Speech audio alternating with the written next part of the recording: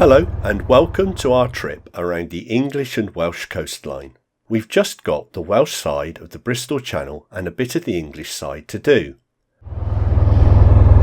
Oh, we'll get this. Yeah, try love and it, stay. love it, love it. Very nice. In the last episode we arrived at Tenby. Esther will show you around this terrific little town in a moment, but first I need to lament on our not too distant past. Dear, it's seen better days, hasn't it? Abandoned post offices are a common sight in the UK, as are other municipal buildings that used to serve the public, such as police stations and libraries. In less than a quarter of a century, virtually all of them have closed down, but for the time being at least, the buildings remain. It's difficult to disguise such identifiable architecture. They stand, like this one in Tenby, forgotten but still proud. Internally and externally, these buildings were once both reassuring and slightly austere. They provided specific public services and stood as a reminder of common good civics. Nowadays, their functions have been centralised, either by being moved online, out of town, or amalgamated into convenience stores and what's called shared services, all in the name of efficiency. This is an example of greater good politics. It's all about the greater good. The greater good. How can this be for the greater good? The greater good. At this point, if you prefer to get on with Tenby, fast forward now to the time shown on the screen. To many, the greater good and the common good are seen as the same thing, but they couldn't be more different.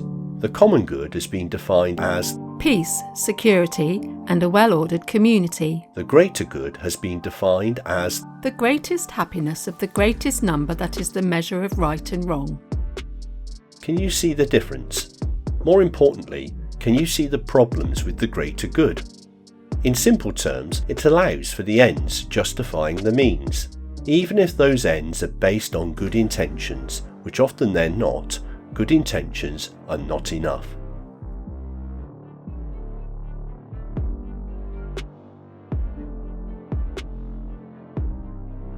For the greater good has been described as the phrase that always precedes the greatest evil. Throughout history, many catastrophic events have been justified in the name of the greater good. These often resulting in significant human suffering and death.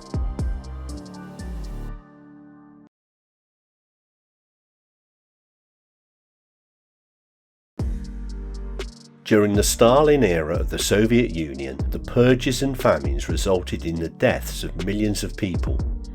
These actions were justified in the name of centralisation of power and agricultural efficiency for the greater good of society.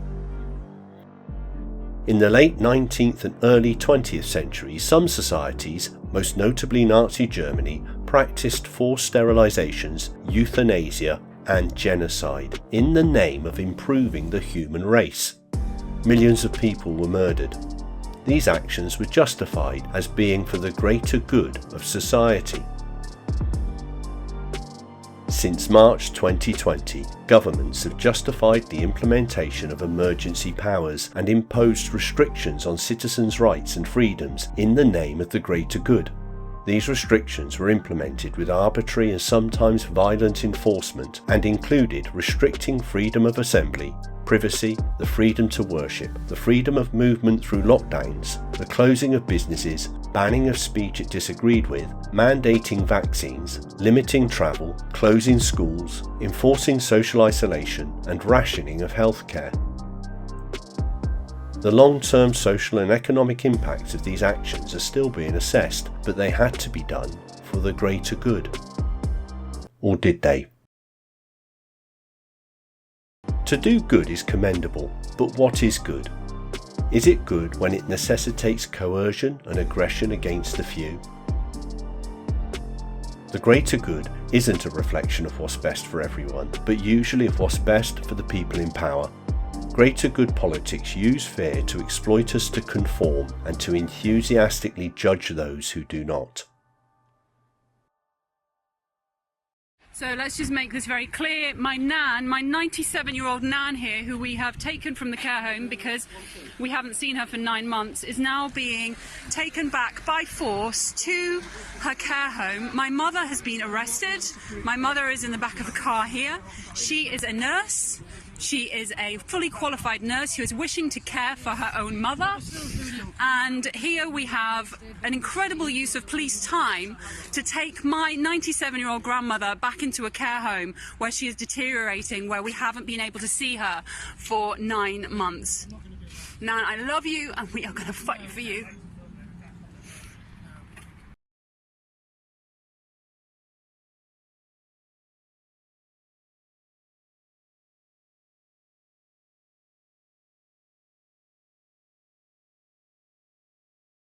We haven't got a signal at the moment, or we've just about gone into a signal, but we haven't got our maps loaded, so we know we're in Tenby and we know we want to go this way, but it'd be really useful to load our next maps so we know where we're going. Speculating at the moment, we're just riding round. We don't know it that well, we've been a few times, but we know there's a lovely old harbour area and the sea. Yeah. And, it's all familiar. Yeah, that's the old city, obviously, the old city. Is it? Would you call it an old city? They called it the old city wall back then. I'm pretty sure they did. It's not a city anyway. Tenby's a town. No. But that's where we often park, is in there, don't we? Yeah. But we're going to see how much we can drive around. We're half expecting to hit restrictions. Yeah, beyond the wall, as it were. We might not be able to get in. There's some really lovely streets, but the seafront is also, well, Tenby's just gorgeous. Is there car? Well, pedestrians. I think so. We can do this. We can do this though. Lovely. Tenby Beach. Yeah. Wow, gorgeous.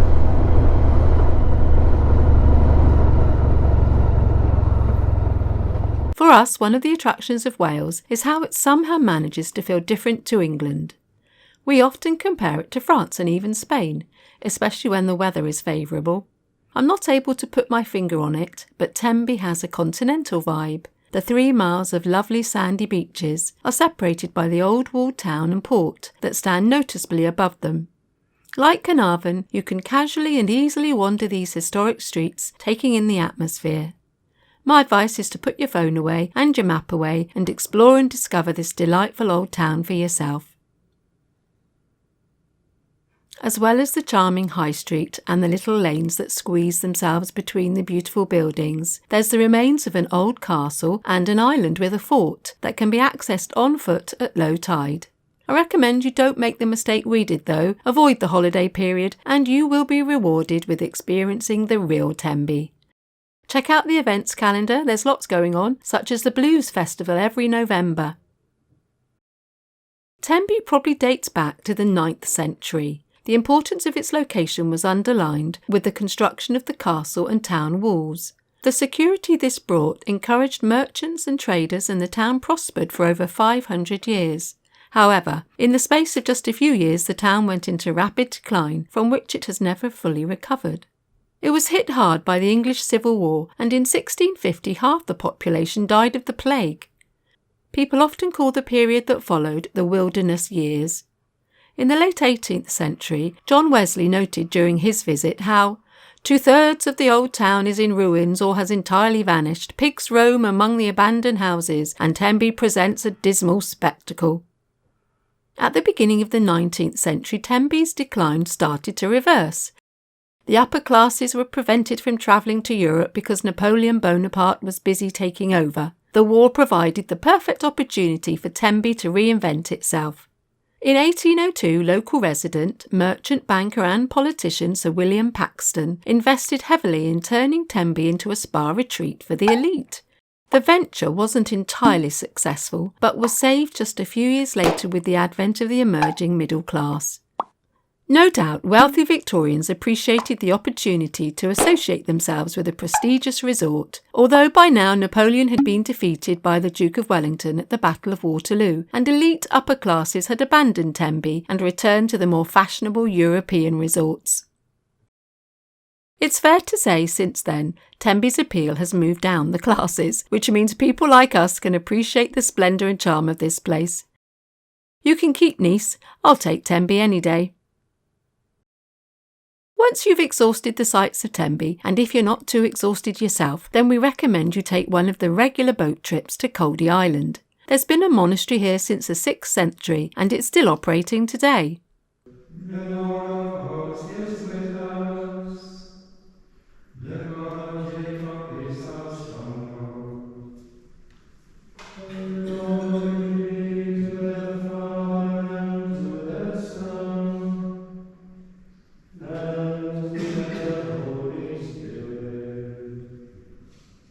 For me though, the best thing about Coldy Island are the red squirrels. Several times during this adventure we have been on the lookout for these elusive little tree rodents, only to be disappointed. Unlike Formby, where there's little or no chance of seeing them, the red squirrels here at Coldy are not nearly as shy. The red squirrel is indigenous to Britain, but has been pretty much wiped out by the North American grey squirrel.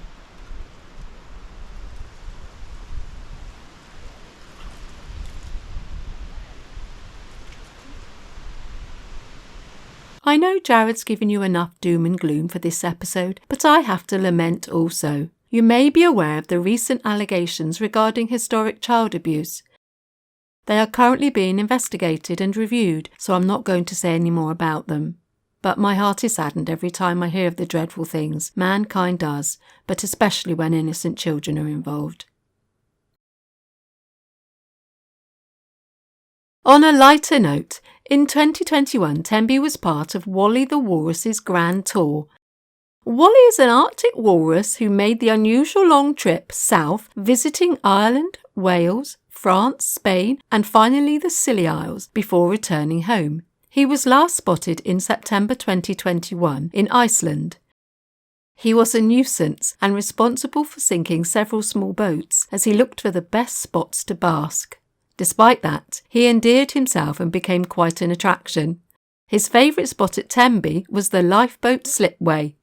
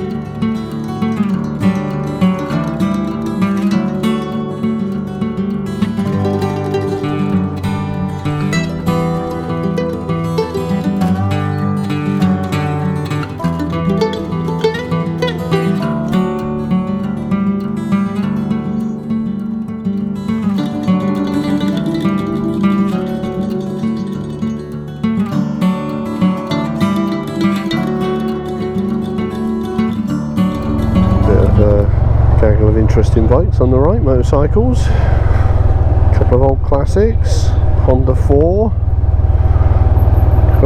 it's an original BSA Rocket 3, now you don't see many of those, an original Triumph Bonneville, and a couple of modern Triumphs. Right, something 554, Rocket 3 and Bonnie.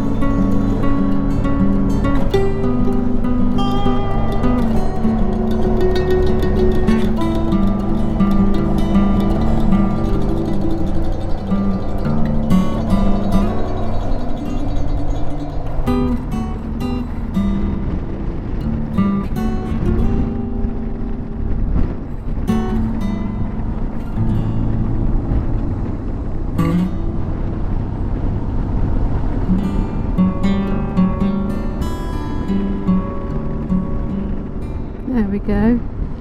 Carmarthenshire.